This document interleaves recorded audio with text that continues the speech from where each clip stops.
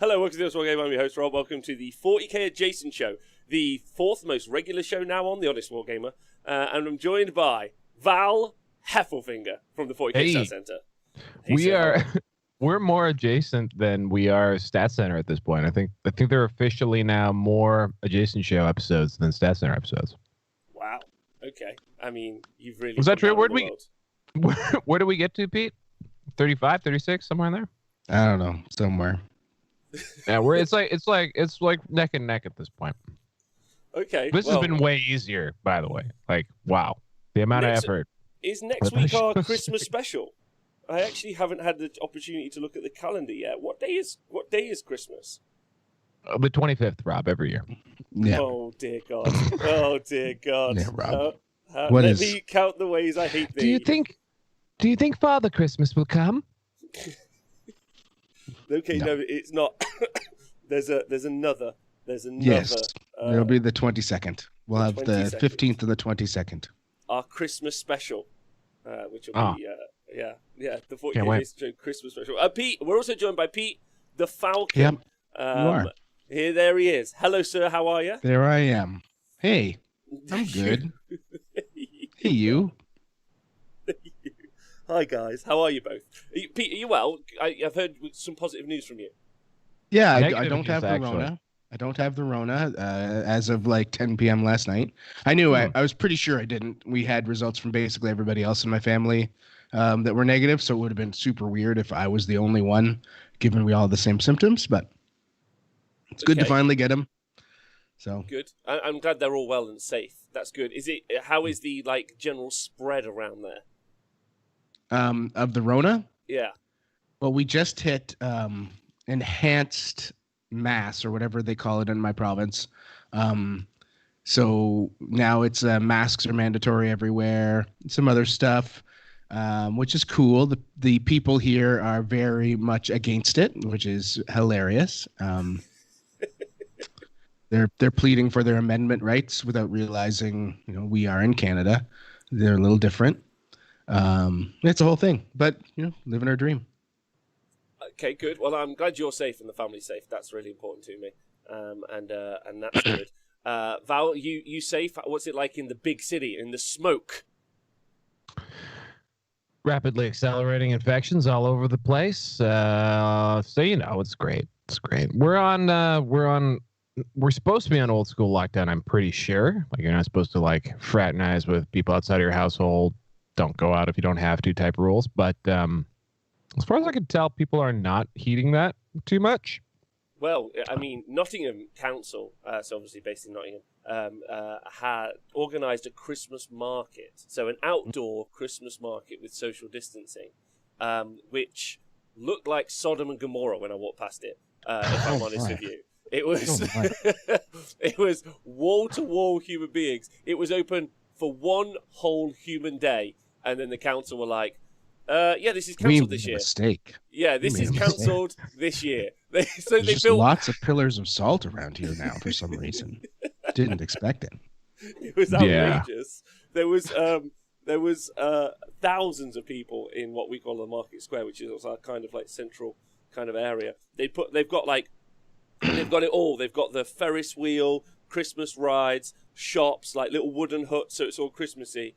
One day cancelled. They've cancelled Christmas, so that's pretty tough. Who could have saw that coming? Who would have thought that wouldn't work at all? Were people just getting into fistfights over comically large turkey drumsticks? And I don't know what kind of weird. Give me an example of a weird English Christmas thing. We always have German markets. What else do we do? We have the Helter fudge. Do you guys have the fudge stall? Fudge stall? Well, it's a bit different up in Alberta, but down here we do love fudge stalls. Okay, so there's always a fudge stall. There was a vegan market. I mean, I couldn't get in because it was the queue was. This is just stuff. This is you're just saying stuff right now. Yeah, there's no English. There's no queue. There's no English traditions. We stole everybody else's, and then that was it. Yeah, the German market, the Christmas market thing, has also gotten super popular over here. I feel quietly in the last 10 years, it's become the thing. There's always big Christmas markets. I don't know what that's all about. Maybe someone from Canada finally went to Germany. Maybe. Yeah, one of the traditions we do have, though, Nottingham City Council have like a big kind of like council house, I guess, and there's a kind of like raised pavilion at the top. They often, a couple of the richer folk will just throw coal at the poorer kids running around at the bottom. Okay. But I think that's more like, I think that was like, at one point was a nice thing, like take coal home. Do they wear masks? A small fire. The kids or the rich people? The nobles. Do they wear masks instead of these weird parties with Tom Cruise and Nicole Kidman? I'm just wondering where this is going. Well, they're eating pizza and they're opening gates. I think is what they're mainly doing. I have a question. Like, don't you think like the whole like coal in your stocking thing is a bit like a bit classist? Like, I'm pretty sure Tiny Tim would have been like, "Oh, geez, thanks," like, "Oh, we're not going to be cold this year." Like, would have been fine with it. My real question is how long does one piece of coal really burn for? Truthfully, that it's enough of a present. But who knows? Talking about presents and not presents, but mainly COVID. Sad news in the 40k community. I managed to drag us to it. The LVO has been cancelled for the year. Yes. Yep. Yeah. Followed quickly by Adepticon. Adepticon was cancelled first, shockingly. Oh, actually, that's interesting. I believe. Okay. So, like, what happened? Did like Reese and Frankie make some sexist comments? Like. Some old tweets emerged. Yeah, some old tweets emerged. Yep. We should. No one look into that, okay? Just don't look into it. I mean, no, you're not gonna find anything. Reese has never had a Twitter account, for sure. He's 100 years old, and and so he uses the FLG one. And Rob and I both have our opinions on that. My favorite thing of this year is you joining Pete Twitter, just so that we could both experience the FLG Twitter, posting out 80s memes relatable to about 4.5 people. I don't know if anyone's had a word because they've kept it more on track recently. I don't know. Maybe I believe they have a social media manager now, so maybe they were just like, stop it. Do they have a social media manager? I can't believe it. I bet they do. Now. Reese is rolling in it. They're getting health care now for their employees. Yeah, I'm talking what a humble brag that was. We're trying to make sure our employees don't die. Is the social media manager called Piblo? Yeah, Piblo. Piblo. He's my favorite DJ. Piblo Beats. Sad news about the LVO. Sad news. Yes. Yeah. Well, I mean, it's much like the closure of your precious Christmas market was kind of seen to be coming. Oh, yeah. Like incredible that it was even in talks within the past 6 months, let alone in the past week. But good decision by the guys, ultimately. And, but then great news in the past week. I think we talked about it last week, but it looks like vaccine is on the cards. So as much as that's like Adepticon out the window and LVO, there's still, like, moving into the summer, there's still opportunity for both Nova and the WTC to occur, depending on travel and everything else. So, I mean, the WTC occurring is something I'm very, very invested in for 40k, because obviously we'll be going and doing the coverage. But, like, ultimately, I also think it's, like, a really fun, big-ticket item. They didn't get to do it for the first time properly under their own flag last year. So I think that'll be a nice one to kick off the year, maybe. Yeah, I'm really hopeful that's the early one of the earliest we can attend. So it was pretty awesome when our prime minister, like 2 weeks ago, we were like, all right, PM, how's the Canadian vaccine supply looking? And like he was like a child who had been busted not having done his homework. We had nothing lined up as a country. And then yesterday we saw that he's cut a deal with Pfizer to get some we knew that they had a bunch of deals made. Like, that's been all over the news. He just didn't know when we were getting them. That was the problem with that interview.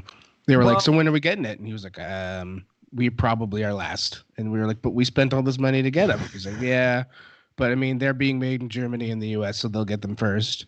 But they just announced that we're getting our first doses next week, and we haven't even approved it yet. So that's moving fast. And they expect 1/10 of the country to be vaccinated by March. So not super fast, but hopefully it'll speed up after that. Go ahead. No, after you.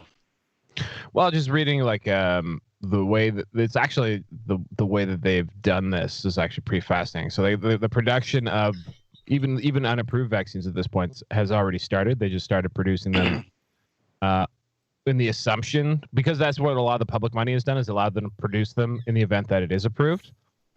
So we actually are like way ahead of where we would be otherwise, like as a society, as far as doses are concerned, and that production ramps up really, really, really, really fast over the next few months. So although we might only have 10% by March, that number could be very, very much higher by like even June. Okay, cool. I mean, that's really, really exciting. I do have a question actually for the Twitch chat, who I haven't said hello to this morning. Gentlemen, ladies, welcome to the show. I saw James Carmona in the chat, for the record. I don't know. James Carmona. He's an angry man. He scares me. He's so angry. James, go have a burrito. Just relax. Is he the kind of I don't know what. Yeah, I think I've seen that James fella. I like him. I think he ragged on us one time online. Really probably enjoyed it. Yeah, he's really a popular cat. Yeah. But big fan. Good dude. What was I going to say? Yes.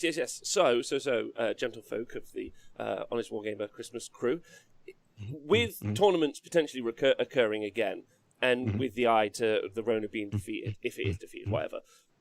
Tournament crud is genuinely a thing. Have you got any thoughts about like mandated and or suggested mask usage at tournaments? You got any thoughts on that? Like, one of the things that really interested me actually, like someone suggested it was like, I'll never not go naked face again. Imagine what we were living in the 2019. Such brave, like, motherfuckers just walking around without a mask on. And now, you know, I thought about it. I was like, actually, that kind of makes sense. You go into a big populated area, or like, you know, would you wear a mask? And I was like, that's kind of, do you know what I mean? If you're sick, yeah, go fucking definitely wear a mask. That's, I think, one of the things that gave Asian cultures a bit of a leg up on us, is that's a pretty normal thing. If you're sick, you wear a mask so that you don't get other people sick. Yeah, I'd like to see that. I think like it was one of those things that just generally interested me. Or like, if you're coming to an event, if you're sick, please don't come. You know, but that's a general consensus. I don't know. I just thought it'd be an interesting thing to bring up, but obviously not long answers on that. So nope. No, just do it, or don't do it. But you know, don't just do it. Yeah, Concred's the thing, which is why I remember when this all first started happening, we were talking about that, I think, fairly frequently, which is just like Warhammer tournaments are a significant factor. People always get sick at conventions. These things need to stop because clearly people are going to get super sick. Actually, I've been impressed that we haven't heard of any of these events being super spreader events at this point. I wonder if we did a little digging if we'd find out if that's true. But yeah, it's kind of interesting that there hasn't been anything noted about this. No, I don't think so. Who's the one? What? Who's our guest? We haven't even introduced our special guest. That's Sad Dan. I didn't get a chance to change. I didn't get a chance to change the picture because I was rushing. So I'm really sorry about that. So it's only sad news this week, and I'm really sorry to be the bearer of. Well, okay. Well, actually, I've got two pieces of news. I've got good news and bad news. Which would you like first? Always the good news. I like to end on a downer. Okay. Let's put this fella in there. Oh no, I think I broke. There we go. Right. So yesterday on the one. Yeah. Yes. Josh Diffie is the one. Yesterday, I don't know if you guys are interested in this. Val, this is meant to be up your street. Pete, you might be generally interested as well. There's a thing called Earth 2. Earth 2 is a VR AR landscape. So imagine all of the planet.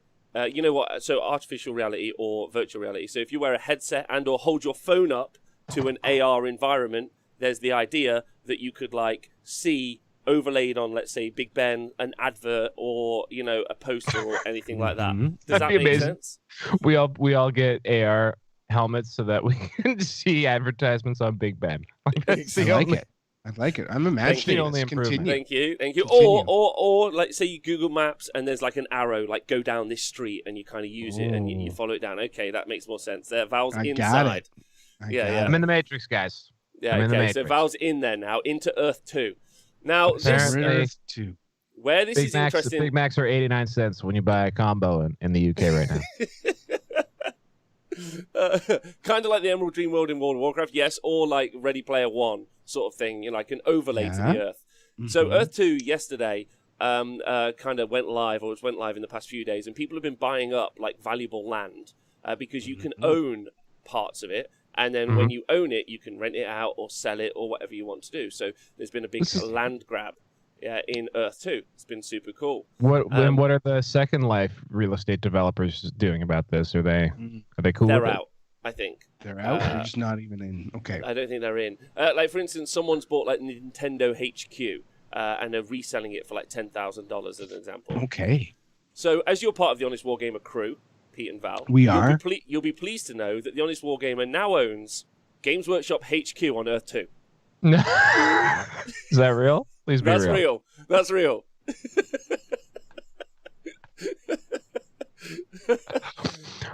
Incredible. What did it cost? What did it cost? £35. How many? £35. It's like 70 Canadian dollars. It's like $70, yeah. It is. But, and also other show host, Speckles, who isn't on the show all the time, he also, hello lads, I own the Games Workshop car park, he's in the chat. Yeah, he also bought the car park, which, it was Scott B's suggestion. It's good. So if this turns into a Bitcoin style, like, big thing, Val, you might be interested. Like, we could potentially, like, rent space out there to advertise events, all manner of goodness. Incredible. Yeah. I feel like this is like a They Live scenario more than anything. Like we're just going to see aliens now. So I just to see what people really look like. I just looked up Earth 2, and I'm getting a TV series. Yeah, it was a DC universe popular comic book set thing. Earth 2. Earth 2 IO. It could be. Yes, metaverse. Here we are. There you go. Now, I don't know if I would highly recommend people go there to this website, earth2.io, because their logo, which is, I think, two Earths meant to look like an infinity symbol, just looks like two balls in a nutsack.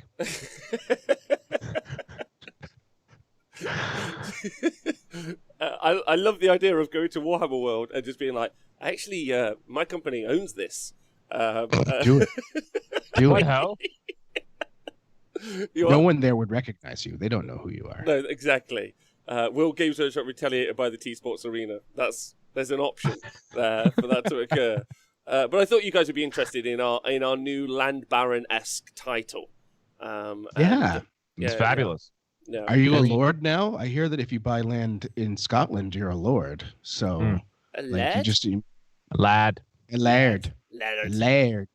From what I understand, industrial wasteland real estate in Nottingham is worth a lot of money. So I'm sure that was that's going to pay off dividends in the future. Yeah.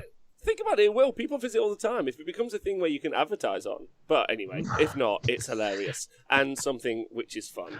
But the sad news now is the capitulation of Games Workshop in not releasing the Death Guard book because it's difficult for them to justify in the current climate of plague and disease being rampant in the world. I think that's the reason they put out as to why they're not released it, right? No, I thought they just gave a vague shipping excuse. Oh. Really? You think it's Nurgle related? Do you think they're like, that's a bit on the nose. Maybe we shouldn't do this thing that we've been talking about for a whole long time. No, I don't think that's at all. But it's like I'd like it to be the reason now that I suggest. Oh, they're going to cancel us. Wait, they don't want to get cancelled themselves. It's okay. They're only cancelled on Earth 1.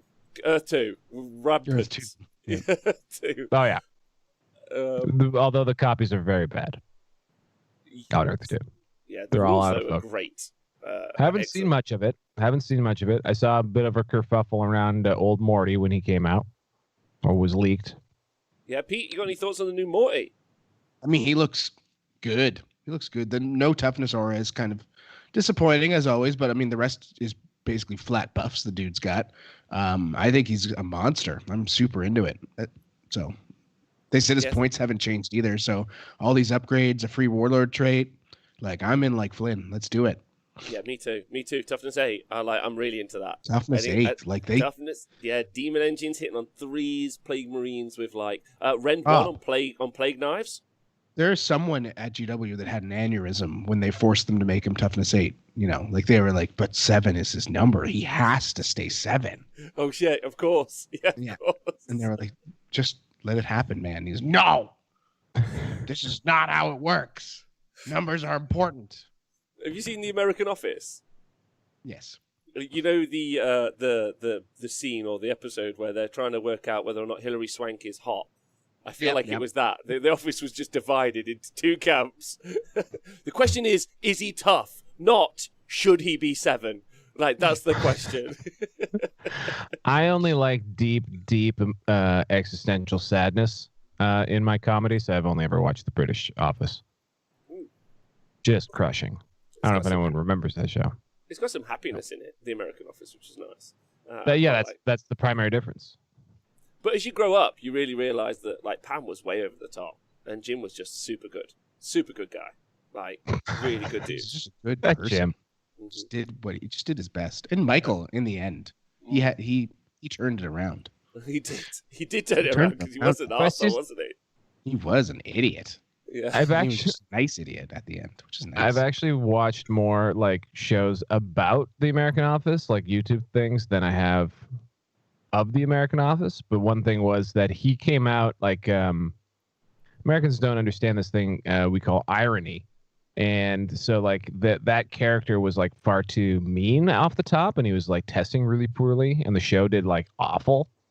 And then the second season, apparently they like really soften all of his edges and then make him more of a like paternalistic, well-meaning dope kind of guy. And the show took off like a rocket. Well, this is where I, again, suggest you both watch Peep Show. And as Nick has said in the chat, if you do like that dark existentialism, Peep Show is for you. And I've suggested it before, but that's fine. Yeah, that's fine. I'm more. Hey, I watched Dairy Girls. I love that. Yeah. That's the big powers. Right, so any thoughts on the supply chain issues from the Death Guard stuff? Like, think it's emblematic? Oh, for God's sake.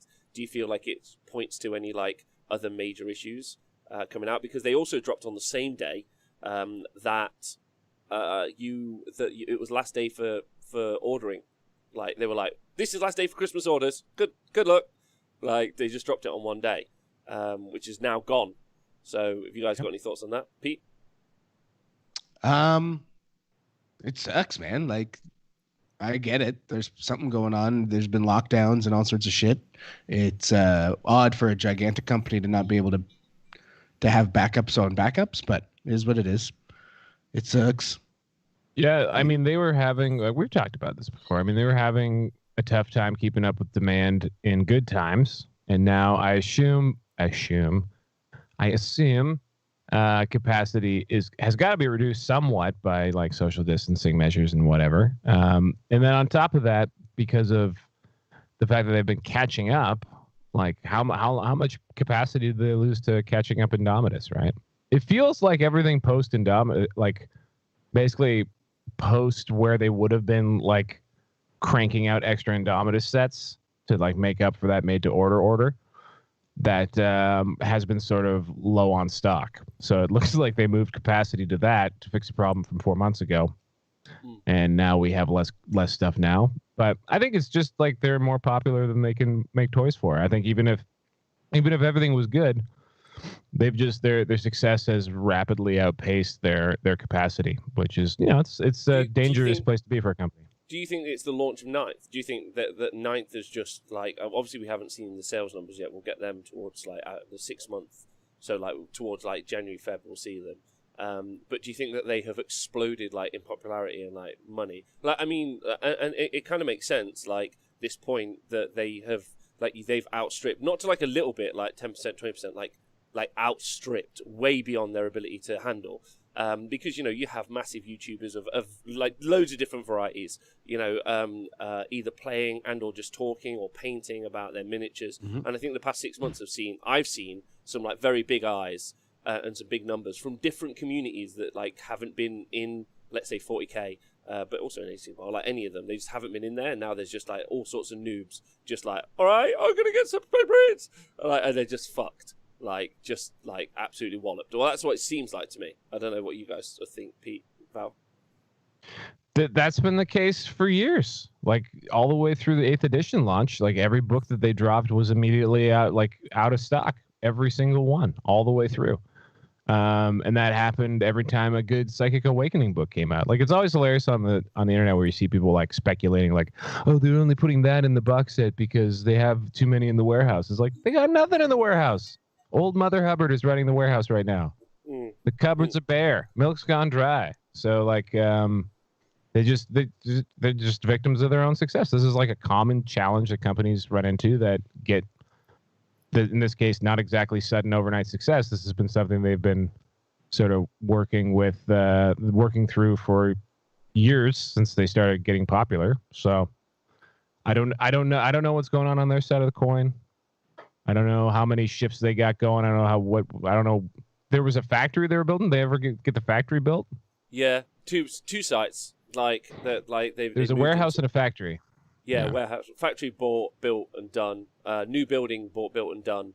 A new factory moved into and done. So output increase, and maybe that's where the hold is in everything that transfer over. I don't know. I guess really the only reason it really comes up to us as gamers is like I'm sat here with like a plethora of Mephitic Blight Haulers.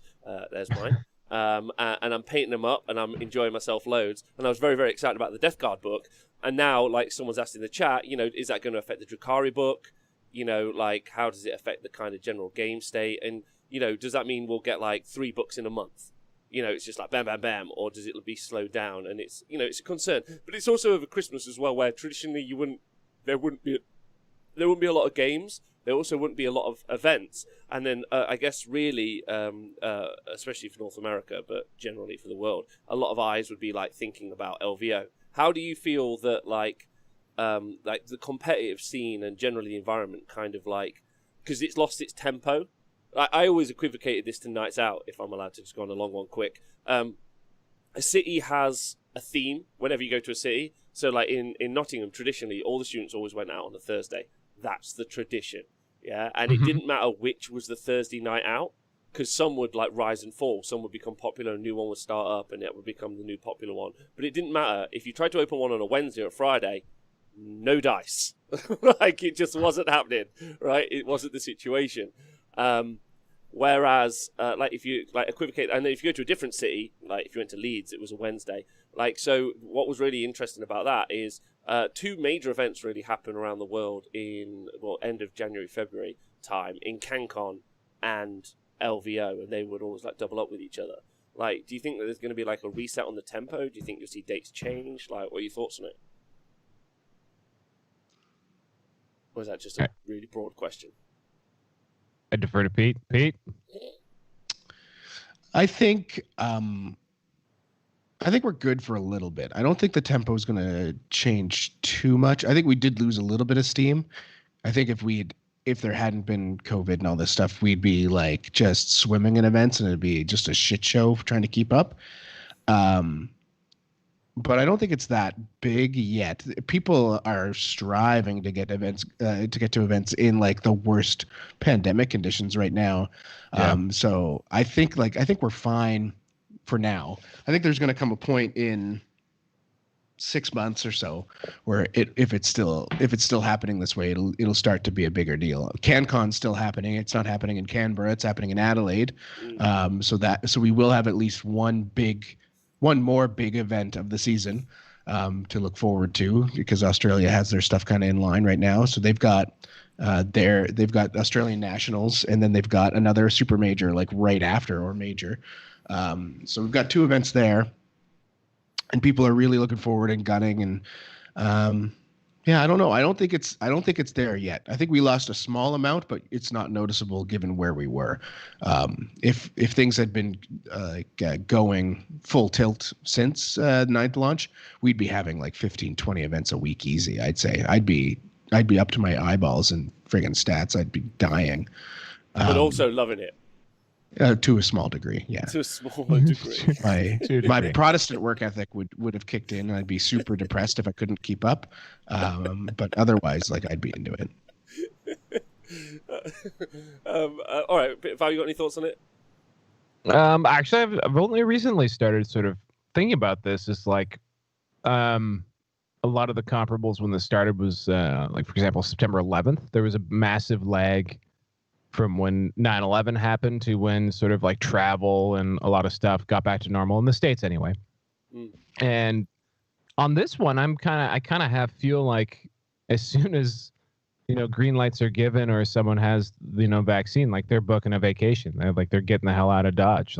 I feel like things will explode immediately once it's okay. I mean, like Pete was saying, like the lid is barely on it and it's super dangerous to do things right now.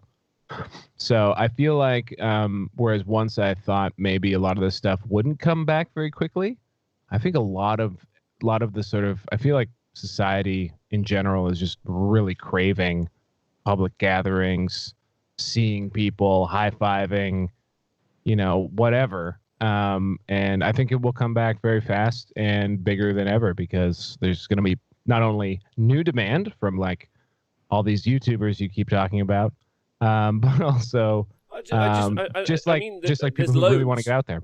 There's loads. There's the guy that played Magic, and I'm not talking about Magic Cup, use Fly, that guy. There's another guy that played Magic. Pleasant Kenobi. Yeah, you like him, don't you, Pete? Yeah. He's guy. Okay. I mean, he's very much you. You guys should just do a show together. Really? Oh, I think it'd be great. You're both super sassy British. I love it. I'd be into it. I'll message him. I imagine he'll never fucking reply.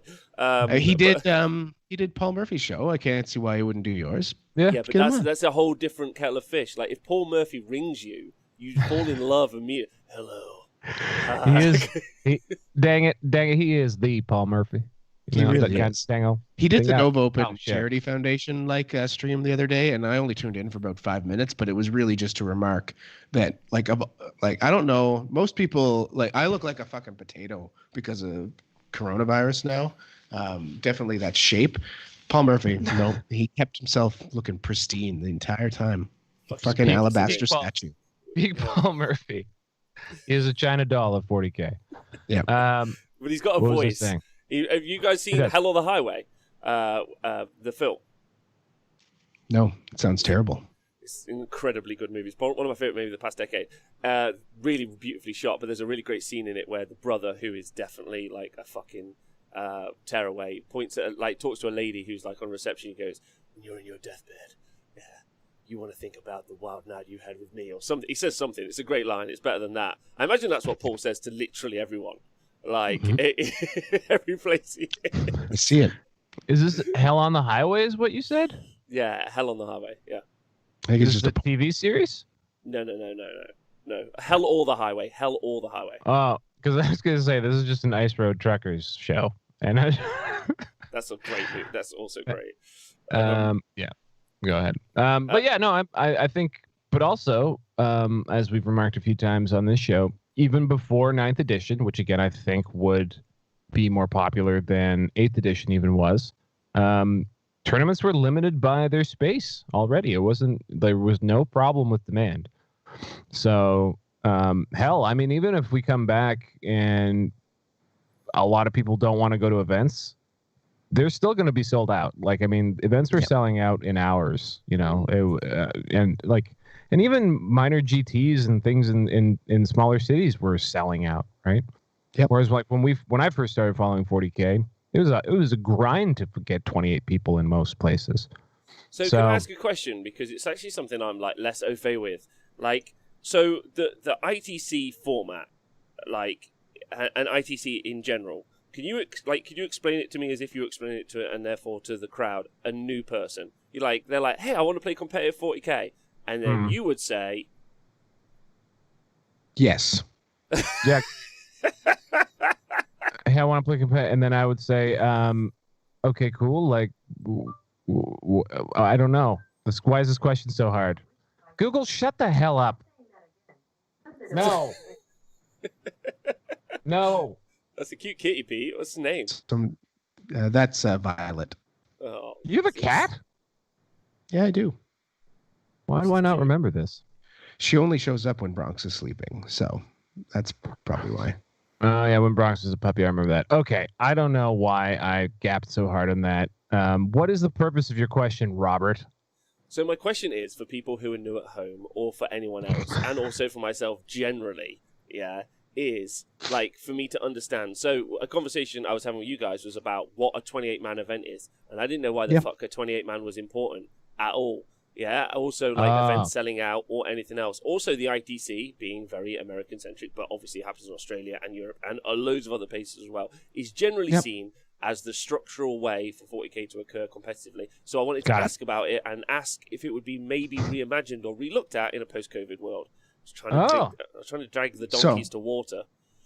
So yes, so an ITC game is really ICC tournament's really easy to set up. You just message somebody and ask for a token. Like you could just do it right on the FLG's website, and the token works for Best Coast pairings because that's how they do all of the event tracking for FLG. So you get your token, you submit either an Excel spreadsheet or you use Best Coast pairings to just upload your tournament as it happens, and then you just do a registry. People show up. Minimum 4 people for an RTT. 28 people for a GT, and this just works for how many points you get more than anything else. 28. And those points are what? Sorry. Well, let me. Oh, yeah. You do it.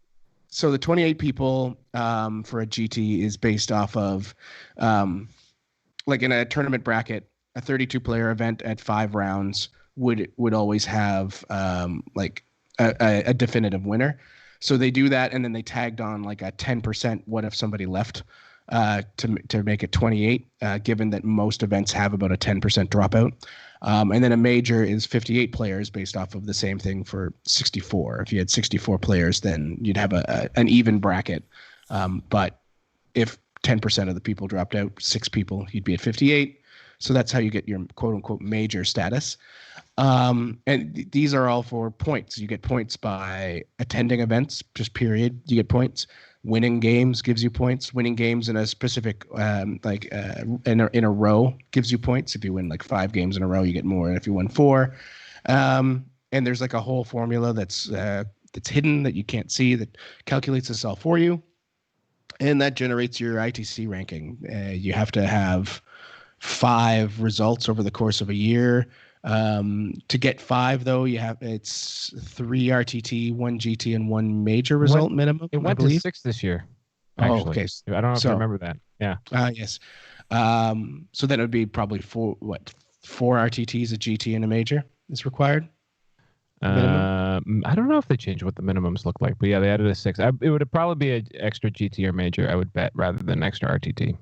So anyway, and that's it. You just get points that way. Anybody can make an ITC event, as long as you meet their like minimum person requirement. You can't have it in your basement.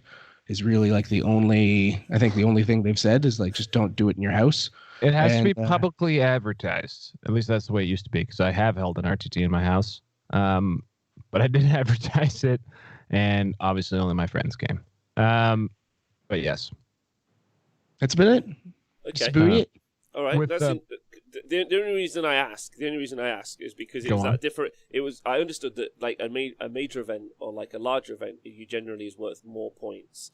Yes. However, more people at your event is more points. Yeah. Is more points, and I assume the bigger thing now. The bigger thing now, that's once upon a time was the big thing. The bigger thing now is actually rounds played. I think has a bigger impact on the old scoring algorithm. They both people is a big multiplier. Yeah. So, and that's because the assumption is to get to the end of like more rounds or a larger event, effectively you have to have played better, and therefore it's worth more points. Correct. Okay, sweet. Like, and then one of the things that happened at something like the LVO, and I assume the LVO was worth more points, right? Yes, LVO has always been like the most points. They did change the formula last year because it was noted that LVO was getting so big that most other events didn't matter. Like if you attended 4 other events, really didn't matter which 4, and then won the LVO, you probably won the quote unquote ITC season because like you would just score so many points at LVO. So they had to change the formula to level it out earlier to avoid that. So LVO still scored more points, but it would maybe be like 15, 20 more points than the next biggest event, whereas before it was like 500. Yeah, wow. That was when they changed they de-emphasized amount of players and emphasized more the amount of rounds, because in theory the more rounds you play is winning more games is generally speaking going to be harder, even if there's 100 people there or 1,000 people there. So if I held let's say a 100-person event, but I like organized it so that it happened over the same format of LVO, like 6 rounds and then a top 8, like that would be worth almost the same as what LVO would be worth. With 100 people, it'd be in the ballpark. Did that ever happen, Pete? What was Nova compared to? Because Nova's 128, or did they get bigger? They got to 240. They got to 256. They went up to 256, but they had like 220 or whatever. Actually, by the end of the day, that would be the comparison. I think it was like 30 or 40 points less. Like it seems significant, but it isn't. So, well, actually, Siegler won both. Let's go have a look. Yeah, I think what's interesting is since obviously we've had a good meaty season to be watching and interested in. Obviously, some interesting things have happened with Games Workshop HQ, and they've hired on a full-time global community dude. And there you go, 277 points for Nova and 311 points for LVO. Yeah, so both 35 more points for almost triple the people. Yeah. Okay. So that's gives you an idea of the scale there. Whereas once upon a time that would have been like double the points at least. Easily. Yeah. So there isn't a situation where I, being let's say Eurocentric, I go to a dozen 40k events here in Europe. And then, and let's say I win them all, like just for ease of fucking. You're just the best, Rob. We get it. Yeah. According to Tom, I'm not, and I'm terrible. So whatever. Right. But Tom's opinion's very poor, so it's okay. Yes. Those top 5 results would be taken into account for my score as to whether or not I'd won the ITC for that year. However, my assumption would be that unless those events were the same size as Nova or LVO, I wouldn't be in with a shoe-in. Like, let's say I never went to any American events. There would be no way for me to win the ITC in that way. You'd have to go pretty ham, and have like a significant lead in order to not go to the LVO and win. I mean, there tend to be okay. So again, just for people who for some reason think this is a huge conspiracy, which is propagated often on the Honest Wargamer, the United States have over 300 million people. 350. Am I right Almost about 400? Yeah, 350. It's a big place, and they have very large event halls and places to run events. So they do run a F ton of events. I don't know percentage-wise what it would be, but at this point, I mean, Pete has been tracking. Most events do run ITC, any big ones anyway, majors, GTs, anywhere in the world. I know they maybe don't do the same format, but for the most part, everyone's doing ITC points at this point if it's a significant event. And in the UK and Europe more generally, which is this landmass near the United Kingdom across the channel. Not for long. We're pushing ourselves away. There's a proliferation of very large events, as I love to say all the time. Largest team event in the world is held in Spain. It's actually France. There's a bigger one in France? Yeah, those guys are nuts. How big is that? Fountain, I believe it was. It's like 1,100 people. No shit. The French Age of Sigmar community, by the way, are fucking hilarious. 1,000 points, Val. 1,000 points. Yeah. The French Age of Sigmar community are fucking nuts. They literally hate everyone else. It's so funny. They have their own media. They do their own thing. And like sometimes they're like, "Oh, hello, Rob. Fuck you." Suck a bit. It's the English language, man. It holds us back. But anyway, what I'm trying to say here is when the ITC was picking up steam and everyone hated on the ITC, and then they were like, oh wait, we can just join, we can just do this too, and then they all started doing it. That was when it was hard to be in the UK and compete. Nowadays, like there's so many events that, I mean, almost all, like for a good chunk of last season, the ITC rankings were dudes from the UK. This year, it like, because the UK, I guess, continued playing a lot more. I think there's a number of UK players on the top 10 right now. Early in the season, most of the top 10 were UK because they gotten a few more games than NA. It's kind of flipped now because the Midwest and South US were just like, whatever. We don't care if we die. If we die, we die. We have to play. So they got a rip ton of events through, right, in the last few months versus basically everybody else who stopped. So yeah. My question is effectively like, and it's not loaded, I promise. Like, it's not. I it's promise. Just, yep. It's just. It seems to me that, like, without, like, I understand investing money, but it feels like I have to travel to America, and a lot of other people do as well. Like, traveling from America to Las Vegas it's not the same as traveling from, let's say, Germany, France, or UK, whatever. Yep. But most people are still hopping on a flight, and it's still costing them money, and it's still doing those things.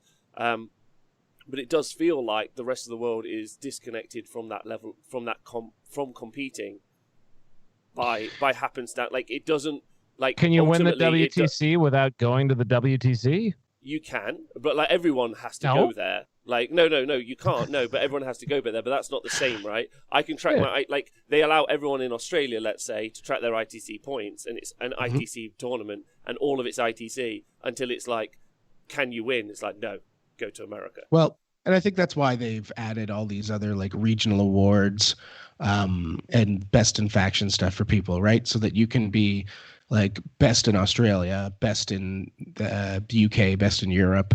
Like, those are all things that exist now because Recent Frankie, etc., acknowledged that it was almost impossible to win without traveling to the United States. And then that's why in addition, they added this formula to make it a little bit easier so that theoretically, if you did have a run like you're describing, where you just dominated every single event, and then it was a closer call here in the States, or in North America, that you might potentially win. It's not impossible, where it would have been before. It's still hard. I mean, like that's a great change up, though. They should be like applauded for that. Like, that's excellent. Like, if Val noted, I mean, the LVO, it does give you like 40 more points, and usually by the end of the season, the top 10, 15, 20 people are within 30 or 40 points of each other. Like, so it's almost a necessity, but it doesn't necessarily have to be. So, okay. Yeah, I'm just gonna like.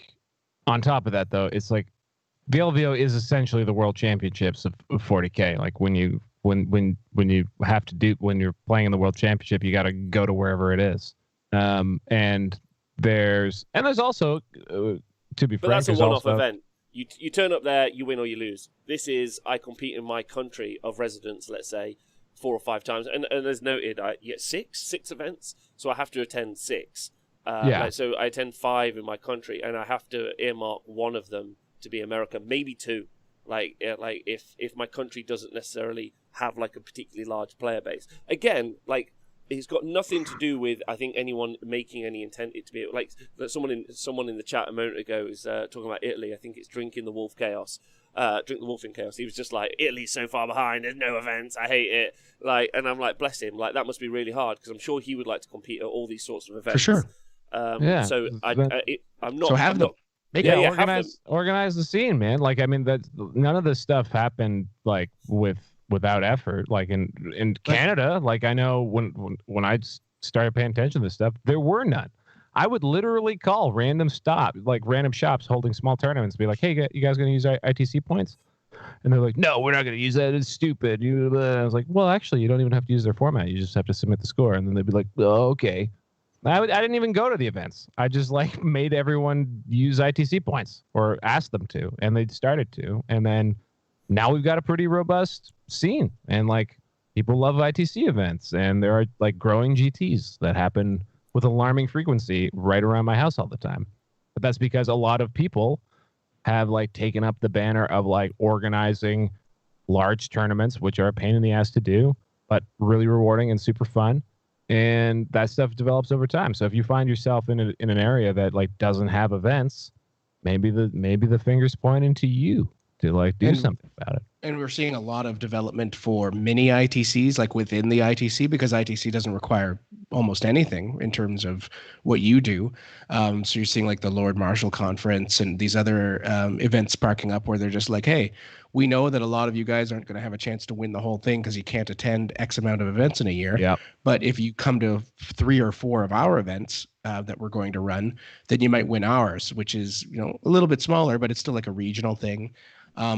And then if you look at, and you get a lot more in those regional things, you get a lot more, I don't know, interesting competition because all the guys know each other, and it's just a lot of fun. The Australians do that. There's the guys who play Age of Sigmar in Texas. I had them on the show actually. They actually they have inter. Don't worry, they're all good. They're like we've talked offline. They're the good ones. They have intercity. They have intercity championships. Which are just really, really fun, where they like take the flag. There's there's all sorts. They have a map, and they run their season between all their cities and their teams. It sounds really, really, really fun. It was awesome, having them on the show talking about it. I really enjoyed it. Which flag? Their city's flag, Nick. How dare you? The flag of Mexico. And then in like Europe, you've got the Alliance Open guys, which are now running, well, if it wasn't for COVID, they'd have run like 4 or 5 almost super majors. So like there are events now pretty much anywhere you want to go, and you'll get a lot of points and have that competition. So it was just interesting for me because I didn't really know about like the 28-man cap and that sort of stuff. And I'm not, again, none of the questions were meant like in a leading way. I was more just like generally interested. Like, will I? Let's say I want to put on this show. I would never expect that out of you, Rob. Thanks. No, but I was like, if I wanted to compete, let's say next year, because the ITC season also ends at LVO and begins at LVO, right? Yeah. Yes, actually, yes. Yeah. So then I would, if I wanted next year, let's say COVID being gone, I wanted to play high level competitive 40k, and I wanted that to be a goal of mine. Let's say, if not like to win, at least to position well. I must make sure I try to schedule in 6 major events and try and maybe get 2 of those to be US based events. Yeah, it's not easy to do. Although, like I said, while the LVO is probably something that is a must do, if you're serious about winning the ITC, you can probably win you can definitely win your country without having to go to the LVO. Unless your country's the United States, unless your country's the United States, in which case you have massive regions that you can win. Is like the United States is divided up into 4 or 5 regions. Anyway, most other countries are not. In fact, all other countries are not. But anyway, like if you want to win the whole thing, you gotta go to the big show. And increasingly, you probably don't have to go to Nova or Adepticon, but you probably would need to find an equivalent, which would probably be the London GT. There's a number of Hanseatic Open, Alliance Open. Yep. Any of those big like 100+ events. Dallas, the Dallas GT, which is like 300 people now. Like there's places to go. Okay, that's so exciting. Thanks. I really wanted to know how like structured. No one's ever like taken me step by step through it with like that kind of explanation. So I think that's useful for everyone to know generally when it opens up. And do you think that any of that structure needs to change post COVID, or do you think it's pretty like it's good where it is? Well, that was something I was a little bit alluding to, which is GW has added a lot of positions that certainly seem that they seem to suggest that they're taking a greater interest in organized play. So we don't know if that means tournaments or what, but certainly organized play. They've hired, or at least they had a posting for in the United States, a North American TO is what they called it. Yep. Who knows what that guy's supposed to be doing? Obviously, we have the famous Mike Brandt, the community manager, and but he's responsible for global events. And when he was hired, they had 2 or 3 full-time staffers came on with him. So they put a lot of if you consider the ITC is 2 people running it as like a hobby on the side. Like GW now has 5 full-time employees that I just rattled off that could potentially be involved in organized play. And there was like a world event organizer on top of this that was recently announced. We've seen people being reached out to in like China and Japan as like, hey, who runs all your events? Or so we're starting to see this kind of this outreach. I think, and Val and I have talked about this often. It would be super great if we did have some kind of like larger authority that isn't just, two guys that run their own business on the side handling it, just to clear up any of the stupid drama. So that there's like a firm, like, hey, this is what happens, without having two guys that are doing something completely different, having to try to manage that while also trying to stay a step away. Because that's always been the ITC thing, right? Was like, we're just like a thing. We're not a body. We don't do sanctions really. Yeah, the two guys who run it are also of the libertarian persuasion. So definitely don't tread on me philosophy in the ITC, which is actually why I've always been so like outspoken against like ITC critics. Is like literally their founding philosophy is they don't mess with you. You just have to tell them that you ran an event, and everyone's like, they're trying to change the game, man. It's like, no, you don't have to. You don't have to do anything they say. They in fact tell you not to do what they say. So anyway, that's besides the point. And you see it all the time. Like you see people be like, hey, could we maybe do this? And immediately there'll be like 8 TOs. They'll be like, no. We are not allowed. You can't control me, and they get like really upset. Even if it's like basic decency stuff too, they'll be like, "No, we will not give people water." Someone wants to take their dick out in a game, they can do that. Just do it. Yeah, you can't control us. So like, that's just how the ITC is, right? It's basically you just call them up and be like, "I'd like to run an event," and they say, "Okay." So I will just throw my 5 cents in. I would say just very quickly that Games Workshop creating their own like tournament thing is something I'm less interested in more than anything else. I don't believe in their ability to quality control. They don't do that with their products, other than the miniatures. They don't do it with their books, their games, their supply chain. They don't do it with their app. They don't do it with presentation. Like they are an awful company, but in relating to their customer base, apart from getting money, Come on. Nope, that's it. Like those they are can the do facts. better at all of those things. Yes, I agree. But also they do it terribly. Pete and I wake up very, very early to talk about their stuff all the time, so it can't be that bad, Rob. Well, I think big shout out to LLV in the chat, by the way. My other stats brother. Hey. Big love. It's nice to see him. I haven't seen him in a while. They just don't interact well. They don't have good leadership. They aren't able to communicate with people well. They lie. They obfuscate why. So the guy running this part of it, is like Brant, and like obviously Pete and I have disagreed with some of the decisions that Nova has made over the years. But so have a lot of people. A lot of people love those things. Brant was the leading guy from Nova, one of the largest and most successful, longest running, like competitive focused tournaments. It didn't really ever transition to like a convention style thing. It's always been a tournament. And that's the guy running the global events scene now. As he's not some guy who forges the narrative hard in his basement.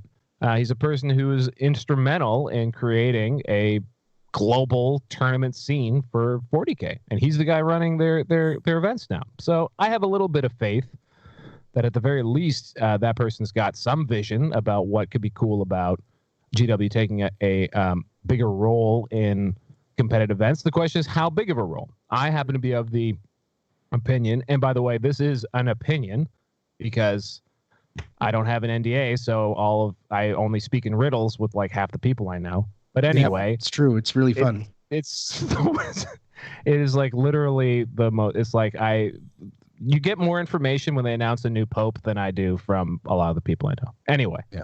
It's just red smoke, blue smoke. And you're like, okay, I don't even know. Okay, I don't know. Reese like vapes in your face after you ask him a question. She's like, okay, I guess that's it. What does it mean? Maybe there's squats are back? I don't know. Yeah. But anyway, and that's legit. So my theory is I don't see why Games Workshop would do something like, and a lot of people think this, take over the ITC. Because of it's not my suggestion. I just think I just think this is scuttlebutt out there. And I think not only because maybe incompetence is a thing, but also just like people are doing this shit for free right now. Like to me, like why would you take risk on and threaten tipping the boat and run these events when people are doing it out of their own passion for the hobby. I suspect that there's going to be something more. I don't know if there's going to be like an official circuit or anything like that. I feel like GW is just going to take a more active hand in supporting events. That is my guess. That to me is what would make sense. So maybe this is a good moment, Rob, for you, because I'm saying something that I think would make sense would be that they just encourage the tournament scene more. We'll see if they do more than that. Perhaps you're right about everything you just said. I don't know. My only, I didn't finish my point. It was just I prefixed it with those are my thoughts quickly on they suck, and then the follow up being like what's really really fun for me is that the tournament scene and generally the tournament community is getting so professional, right? ITC battle apps, DP, DCP, PCP are joining up to make that stuff better. Like generally, like that conversation, you guys with the Stat Center, I think the community is already doing an excellent job of making like a professional sport-esque style tournament environment, which I'm really enjoying. ITC, and the evolution of the ITC that you've just talked about, like changing up how it's scored so that maybe you'll end up with different like non-American centric like winners at some point or something like that. So all of that's just really positive stuff. I just don't really see what the inclusion of the company can bring other than a Machiavellian hand into what is because also I don't know how they can draw that line unless they get super involved. If they're like, this is broken, and you're like, they respond to it on the fly. They're like, yeah, we fucking got this, lads. Don't worry, we got you back. If they're there, then I'm on board with that. But if they're not, and they're like, they do what they do with their community posts where they just lie and obfuscate, that's not a positive step for the community. That's a backward step because the community are really like upfront about it, right? And they'll say how they feel. But whatever. Whatever. I'm looking forward to events no matter what and rolling some chuffing dice. That's it. Chuffing dice. Chuffing dice. Yeah. Pete, any thoughts on any of that? Nope. Okay. No? Yeah. Well, okay. Well, fine then. And Apes Together Strong is another great. And I'll tell you what. I think so. Here's something that I would like to see. I think regardless of what happens with the ITC is I would love, and this is actually, the more GW gets involved, the less likely I see this being a thing, but I would love to see an actual sanctioning body. So I'd like to see... NAF? Sure. Basically, all I want to see is I know of the NAF, I just don't actually know, I don't know, how heavily it's structured. Mm-hmm. But right now, to be a sanctioned ITC event, you have to advertise it publicly. You have to hit a certain number of people, and you have to ask Reese and Frankie for a token. And you have to have an ITC logo on your event somewhere. That's literally all it is. I would love to see a sanctioned event requiring things like code of conduct being enforced. Lists need to be posted in a specific format. Some of the most basic stuff is all I would love. We could take the quality of events to a much higher level with the most minimal of standards. And that just seems to be something that the TO community reacts violently against every time it's posited, often by me. And I don't know why. What's so offensive about this idea of adopting reasonable standards of etiquette and quality of events and all that in exchange for ITC points? Because you'd avoid a lot of the silly bullshit if you had minimum standards and expectations. So that's what I'd love to see, regardless. Okay. All right. Sweet. All right. Well, let's get going. Because Pete needs some sleepy pops, and you don't sound great, baby. You should get some sleep. Get some honey. He's just recovering. Just recovering, man. This has been basically ever since the last adjacent show. I've been dead. So. Oh. Sorry, dude. Yeah. It's okay. It wasn't your fault. Yeah. Fortnite events also create better data. I agree with LLV as well. Yep. A lot less special snowflakes in the world. Creating all sorts of whatever events, which would also mean terrain maps. Give me them terrain maps, baby. Anyway. WTC ones are cool. I mean, Pete started showing me them in TTS. By the way, Robbo, we got a game TTS tomorrow, baby. Yep. What's happening? We're going to stream it somewhere? Yeah, we could do that. I'll put something up. Well, maybe after the show we can talk about what we want to do matchup wise, because I know what I'll bring I'll just bring the Stompa. Yeah, perfect. It's gonna be a custom Stompa, so get ready for that.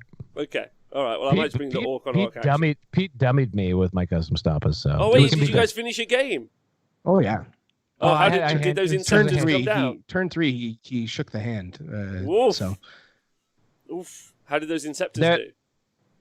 They did fine. They did what they were supposed to do, which was get Val to shoot them instead of my Sanguinary Guard right in front of him, and then 3 Sanguinary Guard did 20 wounds to the Stompa, and Val was like, "Okay, I'm done." I hadn't even killed it yet. And he was like, "Well, you did 20 wounds. You did 20 wounds to the Stompa on my turn because you heroically intervened into him." And I went, "Well, that was stupid of me." And you told me repeatedly that you could do that. So I kept saying it. I was like, "These guys can heroically intervene," and you'd be like, "So which guys should I shoot?" I was like, "Well, these guys can heroically intervene. These guys like have more wounds. They'll do basically the same damage. So I mean, that's probably an issue." And then he's like, "I'm gonna shoot your Inceptors," and I was like, "Okay." Cool. Okay. Cool. And there was a fleeting moment in my head where I thought, yeah, I should back that Stompa up a few inches just so I don't get. And then I don't know, like someone jingled their car keys and I forgot. But that's 40K for you, and I think we had a fun game, and I learned some things. I had a lot of fun. Had a lot of fun. Good. Yeah, well, I'm looking forward to that tomorrow. We might stream a game tomorrow. We're also streaming a game of 40K on the Thursday show. Some guys from the Scottish TTS League are playing, and me and Tom and Nick are going to be doing some commentary on that as well. We did that at the weekend, which was super fun. And we might do that a little bit more in the future, just mainly to get our eye in on the game, so when we can host events here at the TSN Arena, we could just like go straight into them with commentary, and it's like, and we're a little bit more practiced as soon as we get into it, so that'll be fun. Well, it'll be good for Nick to see a game of 40K. Yeah, I mean, it might blow his mind a little bit, but hopefully he'll be able to handle it. Nick, yeah, are you two? Have you two decided that Nick is your new punching bag and not Tom? I mean, why not? Why not both? But just change it up a little bit, you know. It's like, a war. Oh, okay. You gotta go to the body a little bit, and then you go for the head, and you go to the body. You just gotta work it in. You just gotta work it around. Okay, the rival shows. Right. All right. I'm the lead. At least our content is good, so that's that. We got that. Our content's great. How dare you? How dare you, Pete? Yeah. I mean, our content is great. Our content is great. I love the content on Thursday. Our content's great. Your content, on the other hand. Oh, my God. Right. Hello. Thanks, everyone, for listening to The Honest Wargamer. I like Rob just looped himself there. We almost started the show again. Yeah. Not like this. I'm going to go. We're going to go. Everyone have a great day. Thanks, Val and Pete, for being on the show. Thank you, as always, man. This is the highlight of my week. Every week, thanks to the chat. Apparently, there's people out there watching us, and we appreciate that very much. A load of dudes. Val does, at least. Yeah. It's been a pleasure having you both on. We'll talk to everyone soon. Look after yourselves. Thanks, Patreon podcast. Everyone, look after yourselves. Stay healthy. Fuck you, buddies. Have a great day.